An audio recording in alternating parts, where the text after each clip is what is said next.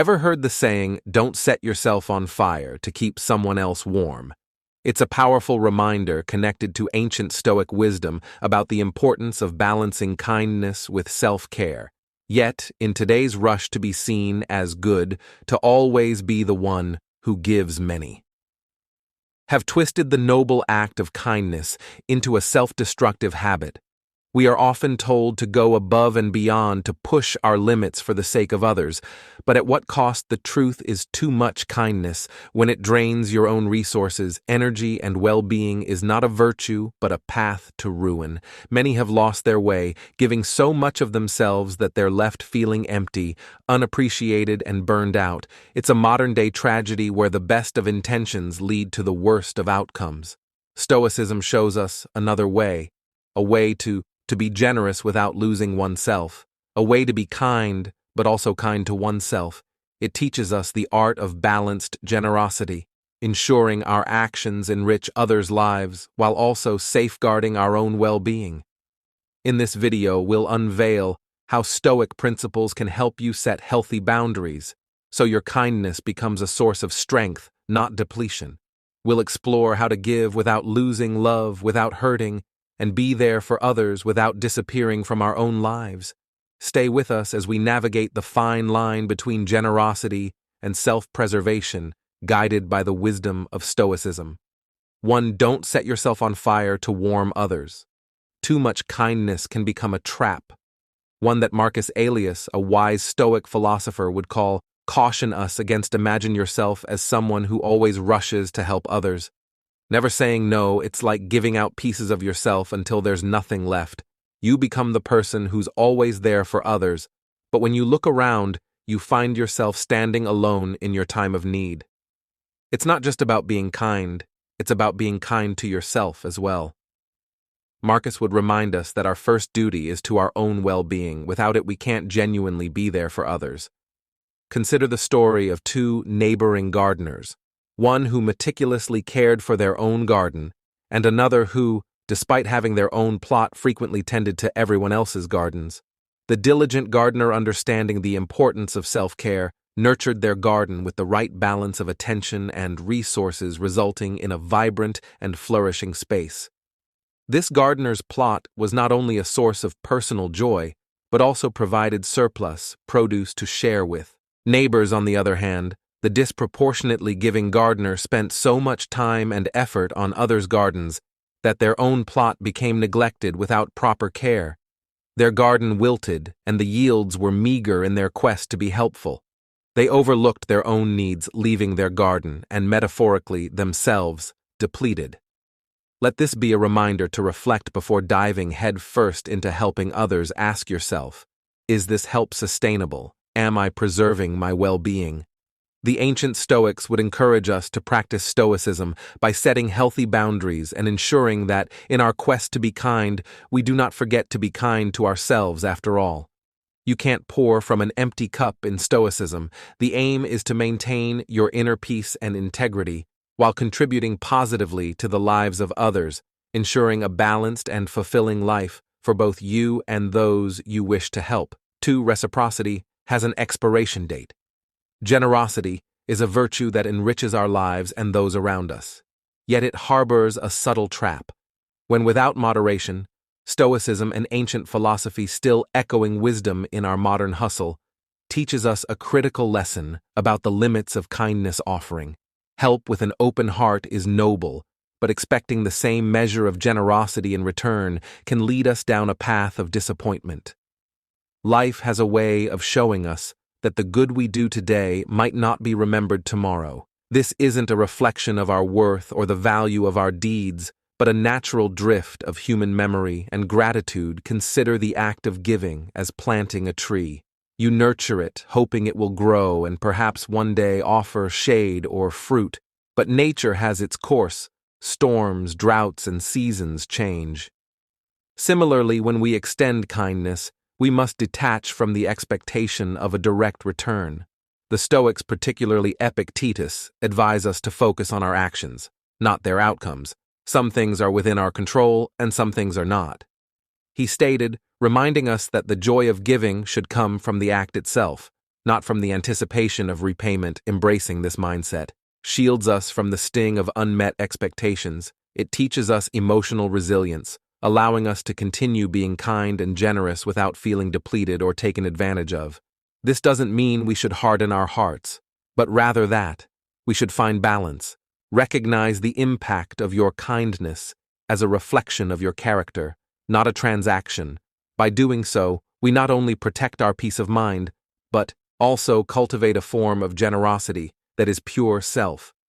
Sustaining and genuinely fulfilling this Stoic principle encourages us to give freely but wisely, ensuring our kindness enriches us, regardless of how the world responds in your daily interactions. How can you apply the Stoic principle of giving without expectation? Think about a specific scenario where you can offer kindness or support without seeking anything in return, and consider the practical steps you might take to ensure your generosity remains a source of personal fulfillment rather than depletion. 3. Received requests have no limits. Reflecting on history, it's fascinating to observe the extreme services royalty demanded, from dressing to personal hygiene, all performed by attendants fast forward to today, and it's clear that people still have expectations of use, often asking for favors they could easily handle themselves. Stoicism shines a light on this, teaching use the value of setting boundaries and embracing moderation. This ancient philosophy serves as a beacon, guiding us through the sea of endless requests, enabling us to act with intention and preserve our emotional well-being. Stoicism isn't about denying help, but about finding balance, ensuring we don't lose ourselves while supporting others. Take, for instance, the poignant tale of a mother and her adult daughter in a quaint town. The mother, out of love, cared for her daughter, to the point of preventing her from embracing her responsibilities. This dynamic continued until the mother's untimely demise, which surprisingly catalyzed the daughter's independence. This story underlines a crucial lesson. While our intentions may be pure, excessive support can inadvertently stifle growth. Marcus Aurelius, the Stoic emperor, encapsulated this wisdom in his meditation. A man's job is to stand upright, not to be kept upright by others. This insight urges us to encourage self-reliance, fostering a balance that benefits everyone involved. Seneca, with his profound insights into human connections, observed, "He who begins to be your friend, because of the benefit, will also cease. Because of the benefit, this serves as a powerful reminder to nurture relationships based on genuine connections rather than transactional interactions. True friendship and support should not hinge on what we can offer, but on mutual respect and understanding." Stoicism teaches us to value ourselves, not for what we can give, but for who we are, cultivating self-esteem and authentic connections. Stoicism empowers us to embrace moderation, setting boundaries to protect our well-being, while still extending genuine support to others by prioritizing our responsibilities and honoring our needs. We not only preserve our authenticity, but also engage in more meaningful acts of generosity. This balanced approach to life and relationships ensures that we remain true to ourselves and our values, leading a life of virtue and fulfillment as we navigate the demands of modern life. Let us remember that being mindful of our own needs is not selfishness, but a necessary act of self-care. 4. Being seen and treated as fragile. Stoicism teaches us a powerful lesson about inner resilience and self-command. It's about building a fortress within, honing the art of self-restraint and drawing clear lines in the sand that define our personal space over time. Constantly bending over backward for others can ironically lead to being perceived as weak without firm boundaries. We become exposed easily, exploited by those who see our generosity not as a strength, but as an opening to take advantage of. This cycle of overextension and exploitation drains us, leaving us feeling undervalued and overburdened. Yet the moment we start to assertively say no, a shift occurs.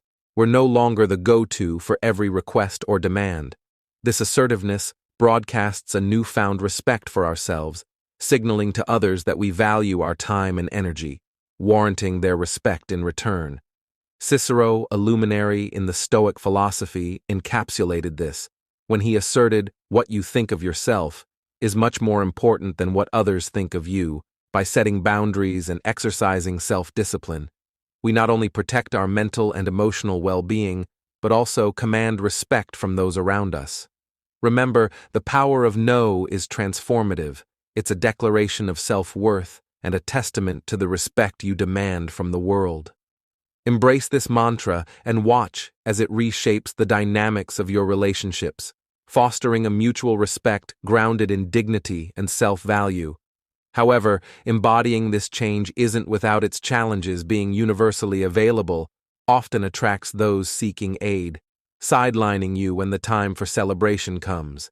It's a harsh reality, where your open-endedness might lead to exclusion from moments of joy, confined to the role of the helper absent in times of leisure.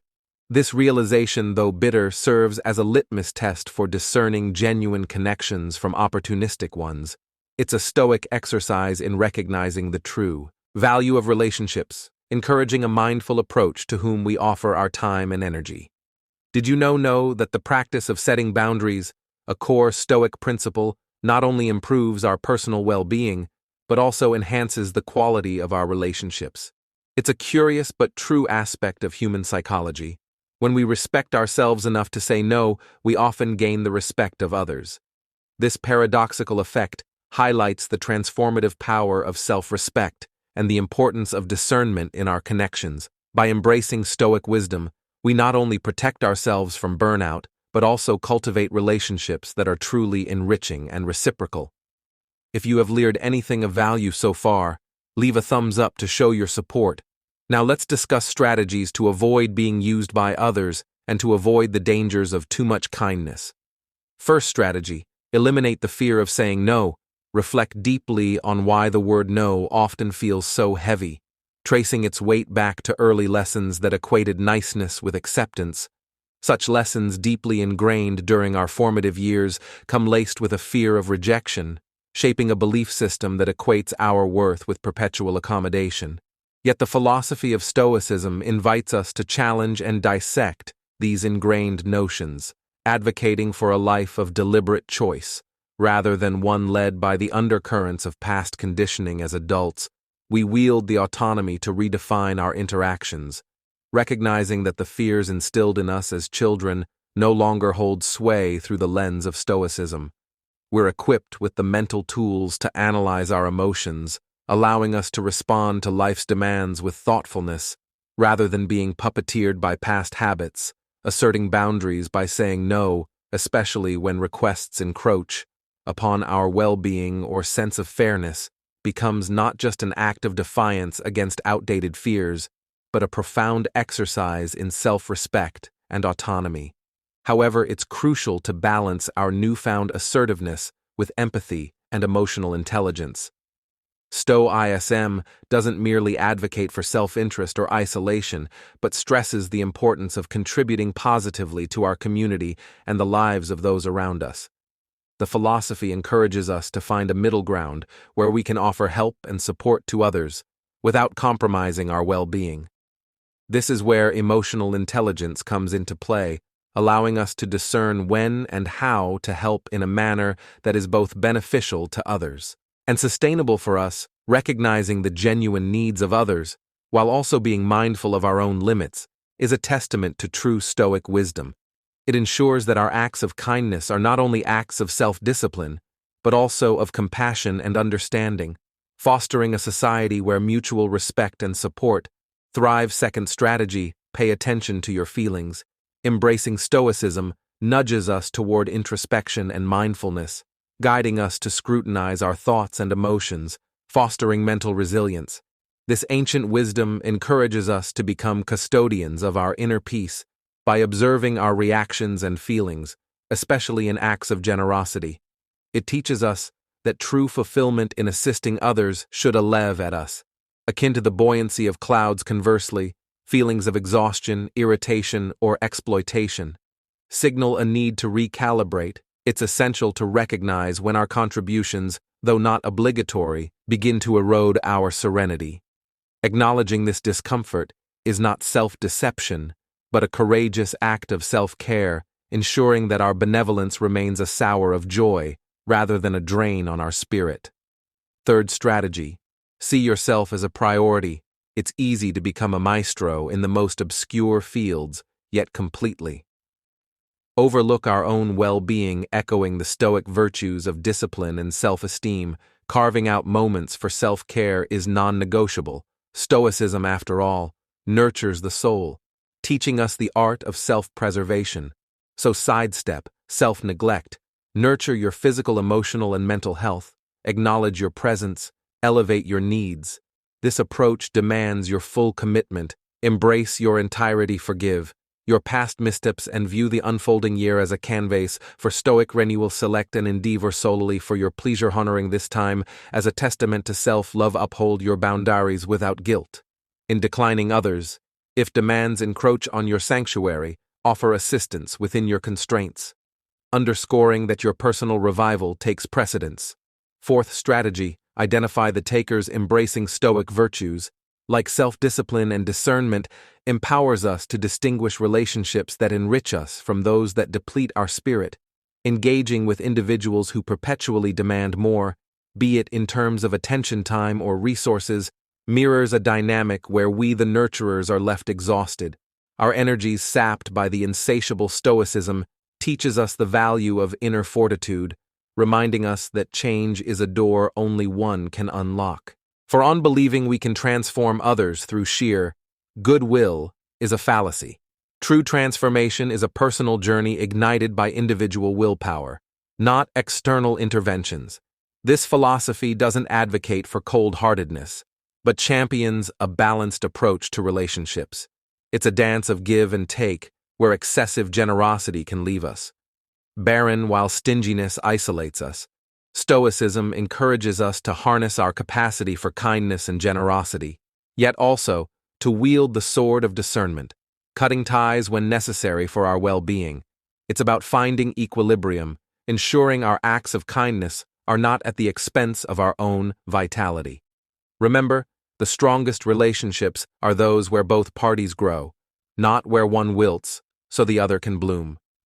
Stoicism invites us to strike a balance, compelling us to carefully evaluate our actions and their impacts. It emphasizes the importance of maintaining equilibrium in our generosity, urging us not to exhaust our resources to the detriment of our primary objective, living a fulfilling life. Conversely, it warns against being overly cautious in our giving, suggesting instead that we use our generosity wisely. Seneca, a luminary of Stoic thought, captures this ethos. Perfectly kindness is a treasure. A benefit should be kept like a buried treasure to be unearthed only in case of necessity. His words encourage us to be prepared to act benevolently towards others, acknowledging the deep bond that connects all humans. What resonated with you most in today's discussion? Let us know in the comments.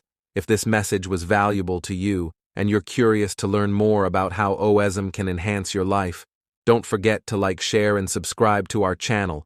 Your support is crucial in helping us share knowledge and continue creating content that resonates with you together. Let's build a community of curious minds eager to learn and grow.